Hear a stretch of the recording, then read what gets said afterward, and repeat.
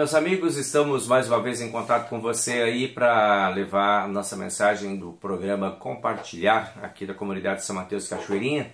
Sempre é uma alegria estar com você na sua casa e com seus amigos, com a sua família e poder levar para você essa oportunidade de refletirmos aí juntos sobre palavras importantes daquilo que Deus deixou para nós, especialmente nesse tempo que estamos agora refletindo sobre o Pai Nosso. Uma oração que Jesus deixou para nós, podemos pensar sobre a importância, desse documento de aproximação nosso com Deus, que Cristo criou para nós, deixou atendendo a um pedido dos discípulos, que não sabiam, ensina-nos a orar, não sabiam como fazer esse movimento. E aí Jesus então atenciosamente, carinhosamente vai ao encontro dos discípulos e diz então, ao orarem, digam assim: Pai nosso que estás nos céus, e aí ele continua toda a sua oração. Nós estamos aí nesse período olhando para a quarta e quinta petição, ou melhor, para a quinta e sexta petição que nós temos aí dentro desse estudo do Martinho Lutero, no Catecismo Menor, que é o nosso roteiro de estudos para esse período que nós estamos vivendo agora com vocês, certo? A quinta petição, então, aqui dentro do Catecismo Martinho Lutero diz assim, a quinta petição diz: e perdoa-nos as nossas dívidas, assim como nós também perdoamos aos nossos devedores. E a pergunta que Martinho Lutero faz, como sempre, é o que significa isso. E o entendimento que Lutero tem para os seus estudos lá, ele é o seguinte, ele diz assim, afirma assim, suplicamos nesta petição que o Pai Celeste não observe os nossos pecados, nem por causa deles recuse as nossas preces, pois somos indignos de todas as coisas que pedimos, nem as merecemos. Mas nos conceda todas elas por graça, visto pecarmos muito diariamente e nada merecermos senão castigo. Da mesma forma, queremos nós perdoar de coração e de boa vontade fazer o bem aos que pecam contra nós. Então, é um reconhecimento que Jesus ensina a gente a fazer. Reconhecimento da nossa condição existencial de pecadores. A gente sempre tem falado isso com vocês aí. É importante que, às vezes, quando a gente fala em pecado, a pessoa pensa, mas eu não fiz pecado, eu não tenho pecado nenhum hoje, que eu não cometi nenhum pecado.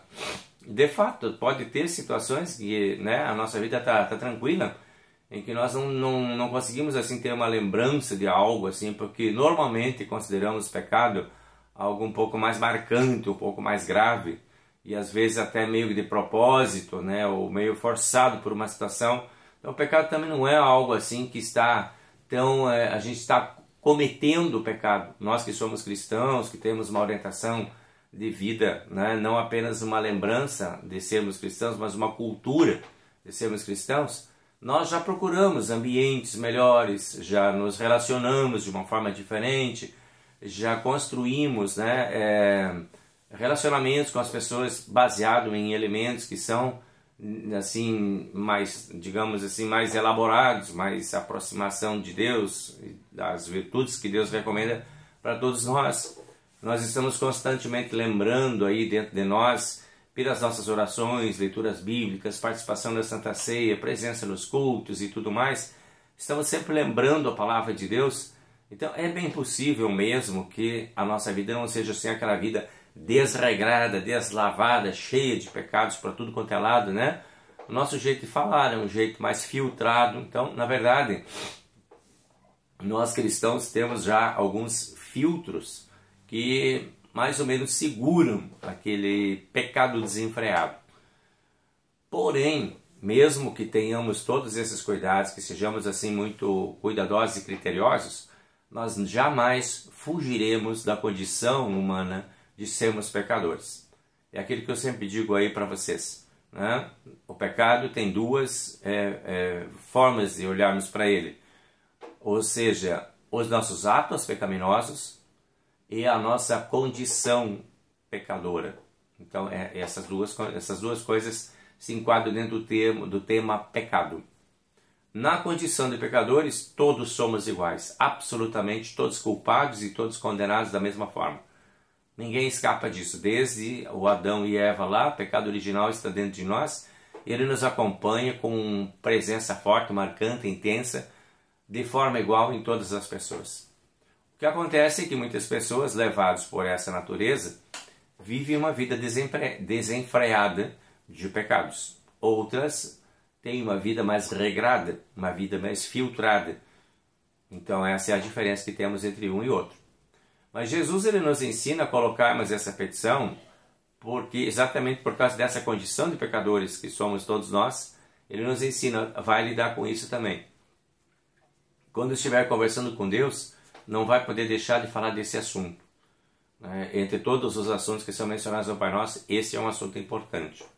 Aliás, no Pai Nosso foram colocados apenas os assuntos mais importantes e relevantes da vida cristã. Nenhum deles é menos, todos eles são igualmente importantes.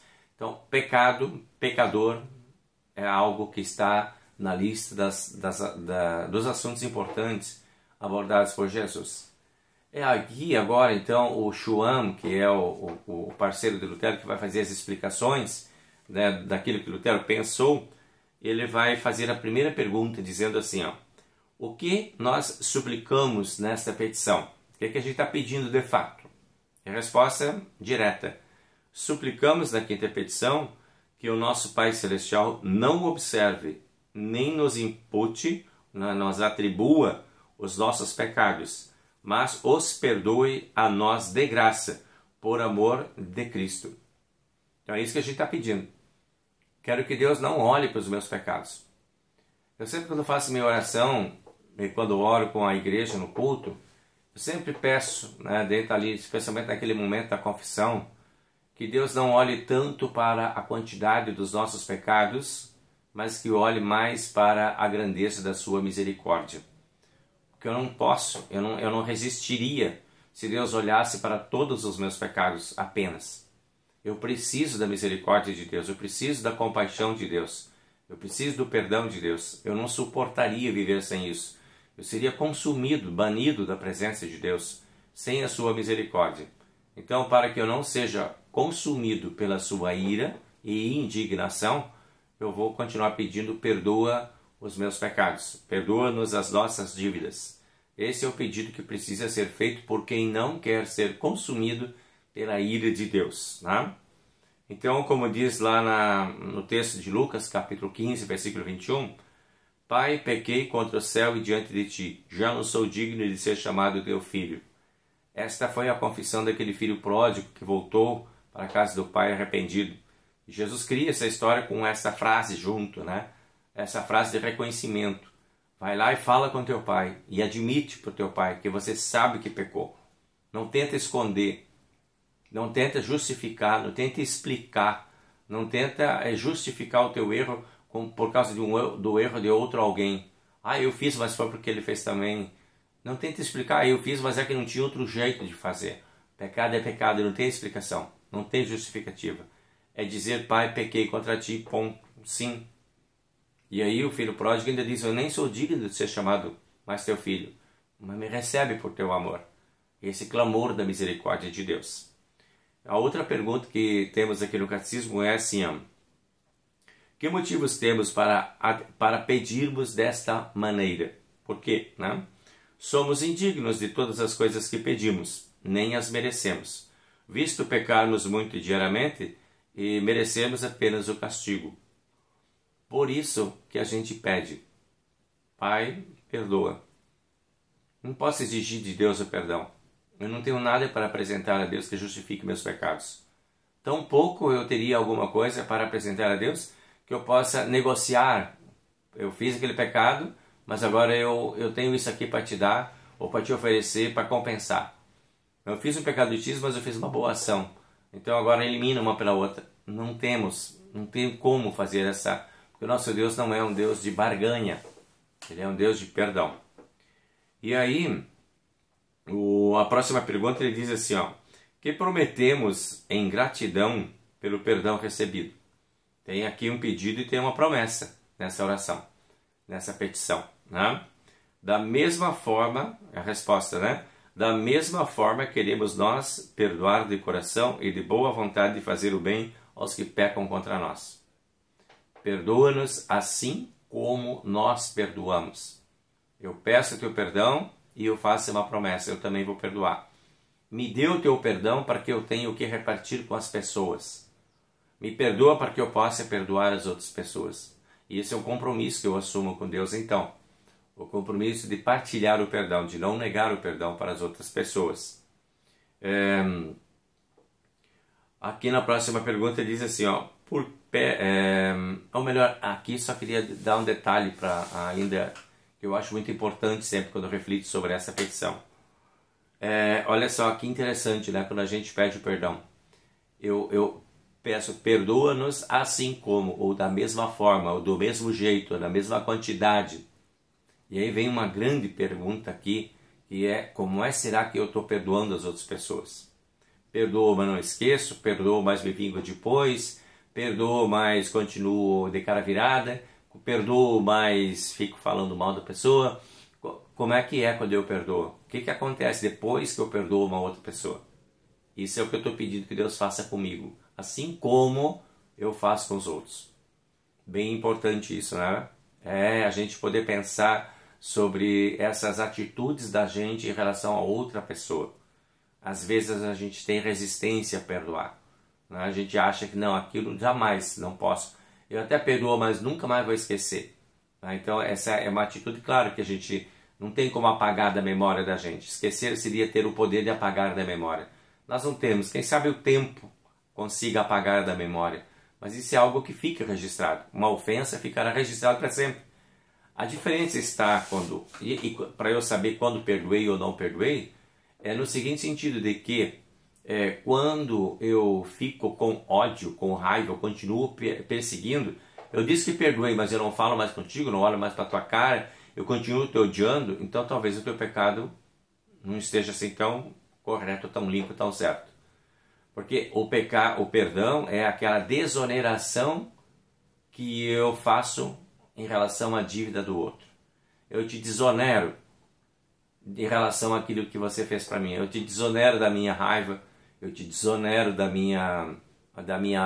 meu ódio, da minha vingança, da minha perseguição. Eu vou te desonerar, eu não vou ficar te perseguindo. Talvez eu até não vou conseguir falar muito contigo porque ficou um clima difícil entre nós, mas também não vou te perseguir. Isso é perdão.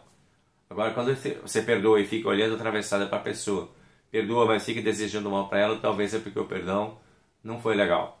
E aí você está pedindo para Deus, faça comigo a mesma coisa. Então, preste atenção sobre como a gente compartilha o perdão com as outras pessoas. Outra pergunta, a última dessa petição aqui, ele diz assim, ó, pode a pessoa que não quer perdoar o seu próximo obter o perdão de Deus?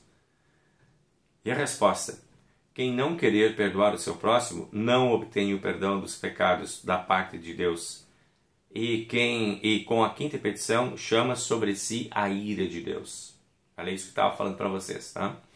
Se eu disser assim como, eu quero que tu me perdoe, mas eu não perdoo, eu não estou mais recebendo perdão e eu ainda estou atraindo a ira de Deus. Isso tem aqui, ó, registrado no Evangelho de Marcos, capítulo 11, versículo 25 e 26, que diz assim, ó, quando estiverdes orando, se tendes alguma coisa contra alguém, perdoai, para que vosso Pai Celeste vos perdoe as vossas ofensas.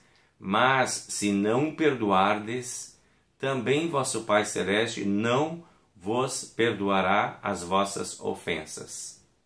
Isso está muito claro dentro daquela história bíblica do credor incompassivo, tá? Que ele queria só para si o perdão, mas ele não tinha aquela dignidade de repartir. Aquele outro empregado que ganhou o perdão do patrão e foi cobrado de todo mundo que estava à volta dele, o patrão tirou o perdão dele de volta e botou ele na cadeia. Essa foi uma história criada por Jesus para ilustrar o que Deus faz quando a gente pede perdão para Deus e não compartilha o perdão. Daí tem algo sério para acontecer conosco também, tá? Então estejamos atentos aí a essa petição. Ao orarmos, possamos pensar sobre as consequências, né, que nós temos dessa oração na nossa vida, os efeitos que nós temos e o quanto nós podemos estar atraindo sobre nós a bondade de Deus ou a sua justiça, a sua ira. Tá? Então, tá bem. Vamos agora para a sexta petição, que diz assim, e não nos deixes cair em tentação. Martinho Lutero responde à pergunta: que significa isto? Da seguinte forma: Deus, em sua verdade, não tenta ninguém, mas suplicamos nessa petição que nos guarde e preserve para que o diabo, o mundo e a nossa carne não nos enganem, nem nos seduzam a crenças falsas, desespero ou qualquer outra grande infâmia ou vício, e ainda que tentados, vençamos afinal e retenhamos a vitória. Esse é o significado das palavrinhas não nos deixes cair em tentação. Vamos ver agora o que o Schwam fala. Ele diz: quantas espécies de tentações existem? E ele diz: há duas espécies de tentações. A tentação para o bem e a tentação para o mal. Vamos tentar melhorar a compreensão disso. Em que consiste, a pergunta vem a seguinte, né? Em que consiste a tentação para o bem? E a resposta dele é a seguinte: a tentação para o bem consiste em que Deus prova os seus filhos para purificar e fortalecer a sua fé. Então, essa é uma tentação. Deus mesmo faz o caminho para que a gente se fortaleça na fé. Isso ele responde com João 6:5. Jesus disse a Filipe: onde compraremos pães para lhe dar de comer? Mas dizia isso para o experimentar, porque ele bem sabia o que estava para fazer. Essa foi uma tentação para o bem. Lá na multiplicação dos pães, quando Jesus disse: vamos dar comida para o povo, e o Filipe disse: não temos só 5 pães e 2 peixinhos, temos 200 moedas. Né? E aí Jesus dizia isso: onde compraremos pão para lhes dar de comer? Jesus estava tentando ele para ver se ele respondia, né? Olha, quem sabe tu faz um milagre. Essa seria a resposta certa, né? Então ele sabia o que ia fazer, mas ele deu a oportunidade para o Filipe se posicionar. Isso seria uma tentação para o bem. Agora ele diz assim, em que consiste a tentação para o mal? A tentação para o mal consiste em que o diabo, o mundo e a nossa carne não nos enganam e nos seduzem a crenças falsas, a desespero, a grande vergonha e a vícios. Então aí nós temos a tentação para o mal. Quando vem do diabo, tá? Quando vem de Deus, é para o bem. Deus nos deixa expostos para que possamos refletir sobre o seu próprio cuidado, o seu próprio amor e talvez deseja de nós respostas positivas. Isso é chamado de tentação para o bem. Tentação para o mal é quando nos quer ver cair e nos dar mal com as nossas respostas ou com as nossas atitudes. E isso pode vir de 3 fontes, né? A tentação do diabo, explícita, vem de fora. A tentação do mundo, explícita, está no mundo em que vivemos, no certo. E talvez uma das mais traiçoeiras, a tentação da nossa própria natureza humana, chamada de nossa carne. É quando isso silenciosamente vai se harmonizando dentro de nós, nos dando a impressão de que não, está tudo bem, não tem problema, é uma vez só, ninguém está vendo, você também pode, todo mundo faz, né? Não há dificuldade, vai lá. Essa tentação silenciosa é muito sedutora e a gente se harmoniza com a gente mesmo e faz a coisa em segredo com a gente mesmo, pensando que também está em segredo diante de Deus o nosso ato pecaminoso. E Deus está olhando para nós. Então não nos enganemos, né? E tenhamos cuidado com as seduções.